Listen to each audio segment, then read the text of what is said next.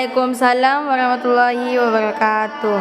Saya Nurul Marifah sebagai moderator. Saya Nalina Sabila sebagai pemateri 1. Saya Dina Kamelia sebagai pemateri 2. Saya Norizati sebagai pemateri 3. Kami dari kelompok 2 akan mempresentasikan tentang bioteknologi kesehatan dan bioteknologi forensik yang akan dibawakan oleh Iliana Sabila.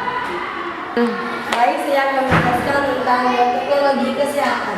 Bioteknologi kedokteran merupakan teknologi di bidang kesehatan yang menggunakan atau memanfaatkan organisme atau bagian organisme menjadi suatu produk yang bermanfaat dalam diagnosa, preventif, serta terapi berbagai infeksi non-infeksius termasuk penyakit genetis. Pemanfaatan teknologi di bidang kedokteran antara lain rekayasa genetika, pembuatan hormon insulin, cloning, pembuatan antibiotik, pembuatan vaksin, teknologi plasmid, rekombinasi DNA, fusi sel atau hibridoma, antibodi monoklonan, sel punca, dan lain-lain.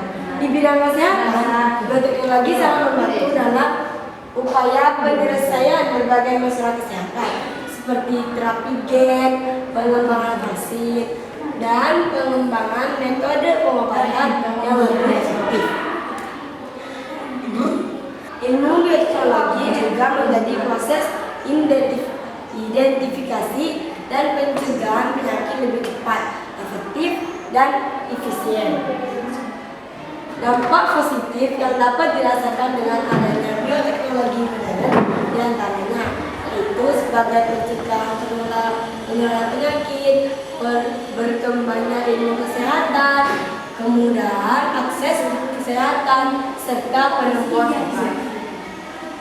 Apa saja contoh bioteknologi dalam bidang kesehatan? Antibiotik, antibodi monoklonal, terapi gen, interferon, dan vaksin. Baik, penjelasan selanjutnya akan dilakukan oleh Dina Kamelia Tasya.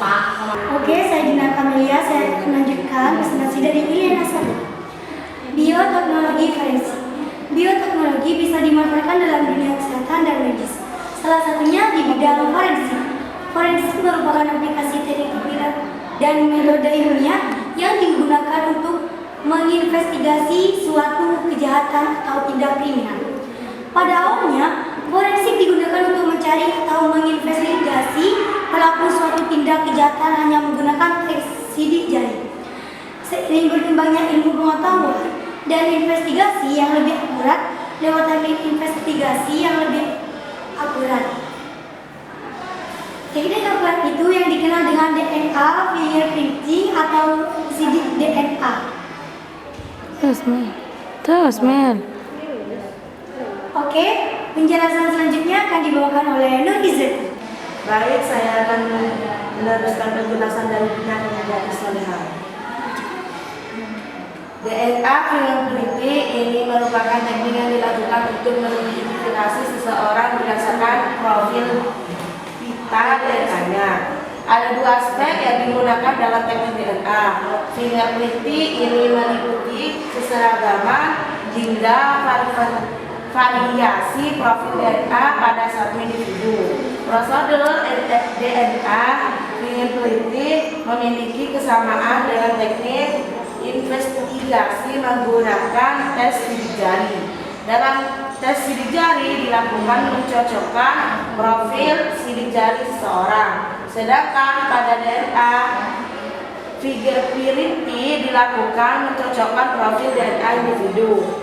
DNA bisa digunakan sebagai acuan dalam investigasi karena profil DNA.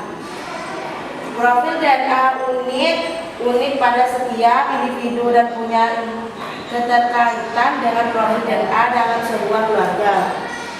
Apakah ada yang mau bertanya? Ada.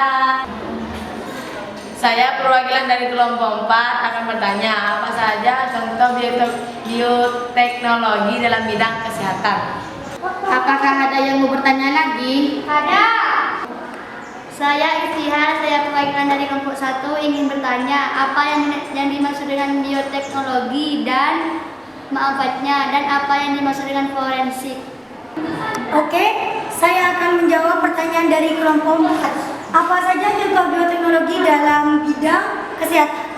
Contoh bioteknologi dalam bidang kesehatan yaitu antibiotik, antibodi monoklonal, terapi gen, interferon, dan vaksin. Baik, saya akan menjawab pertanyaan dari kelompok 1. Apa manfaat bioteknologi forensik dan apa yang dimaksud dengan forensik?